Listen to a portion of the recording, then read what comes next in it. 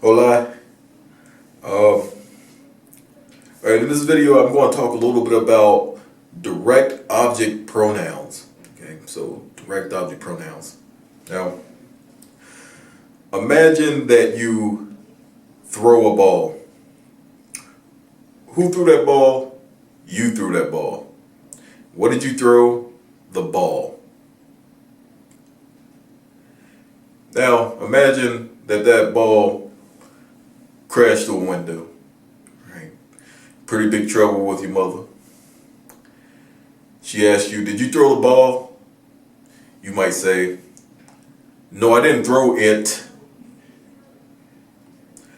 Now that second sentence, that response, you change ball to it. You might not know exactly what that it is, but it happens to be, in this case, a direct object pronoun. And so I should probably go back to what a direct object is to begin with. A direct object is a thing or person you do something directly to. Your action directly affects that person or thing. Whether you call someone, whether you throw the ball, whether you hit someone, please don't hit anyone. So that ball, that person you called, that person that hopefully you didn't hit, those are all direct objects. Now, as pronouns, they probably exist like this. For example, did you call John? Yes, I called him. Right? So, direct object pronouns in English exist as me, you, him, her, it, us, them. In Spanish, they exist as this: me, te, lo, la, nos, os, los, las.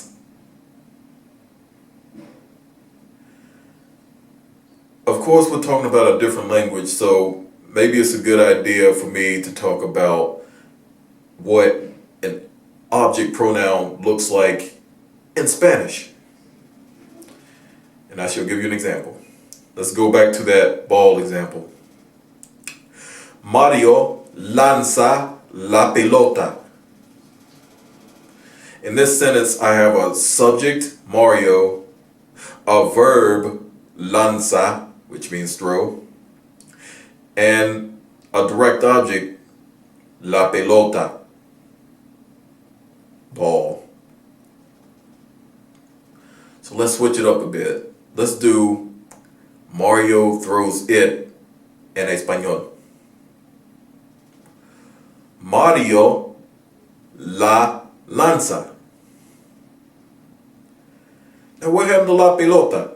La pelota became la, or it in Spanish.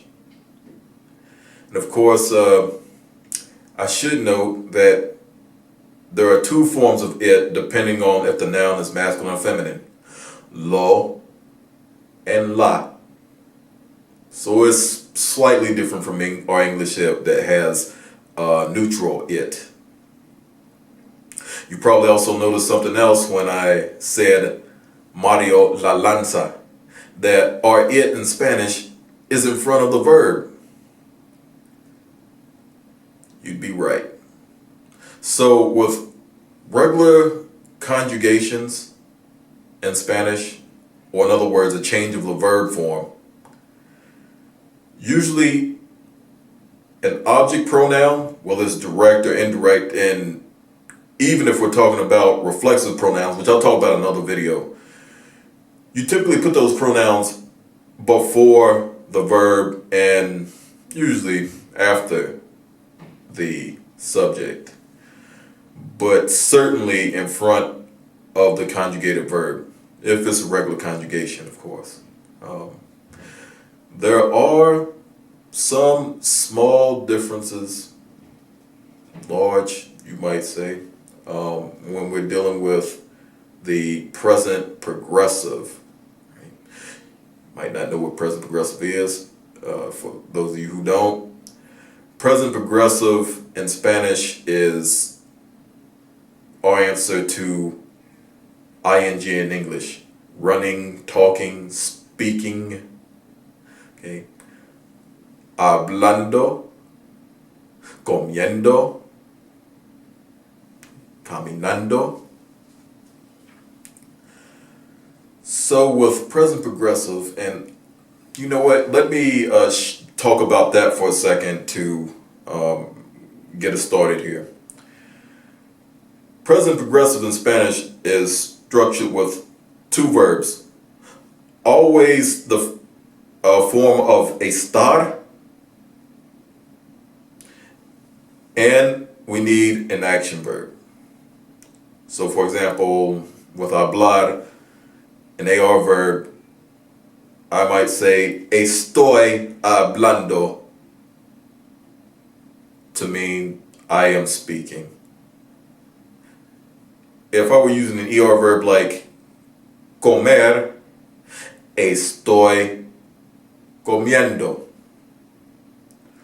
Or an IR verb like escribir, estoy escribiendo.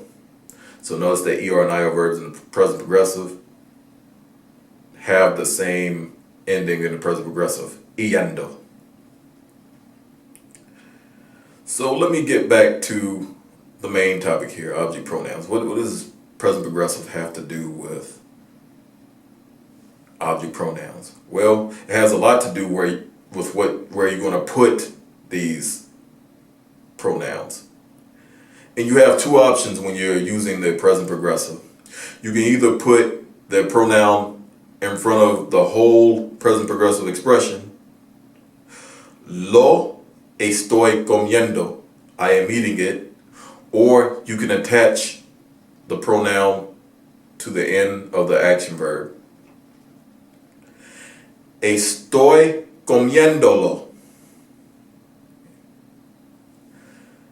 There's also another situation in which you can use very similar rules, and that has something to do with the infinitive. Now with the infinitive, I recommend using rule number 2. We'll talk about rule number 1 first.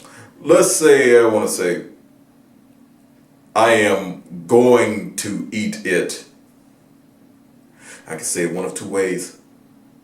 Yo lo voy a comer, or yo voy a comerlo. Now, I say I prefer to use option number 2 there for the infinitive because sometimes the rules for the infinitive are a little bit more stringent than what we have for the present progressive. So I prefer to use the second option where I attach the pronoun to the infinitive verb. And just to remind you, the infinitive is when the verb is not conjugated. So just to review, a direct object pronoun is a person or thing that you do something directly to. Not a recipient, but we do something directly to. Call, hit, throw, send a message, all of those things. And again, our direct object pronouns are me, te, you, lo, la, him, her, it, also you if you're referring to usted. Nos, us, os, you guys or y'all. We only use that in Spain because in Spain they use vosotros instead of ustedes.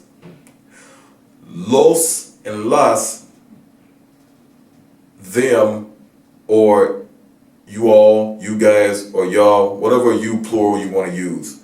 And of course, ustedes is used in Latin America instead of vosotros. So that kind of sums it up for me. I'll probably come back with an indirect object pronoun video as well to explain the difference between that and a direct object pronoun. Bueno, gracias por ver este video y nos vemos. Chao.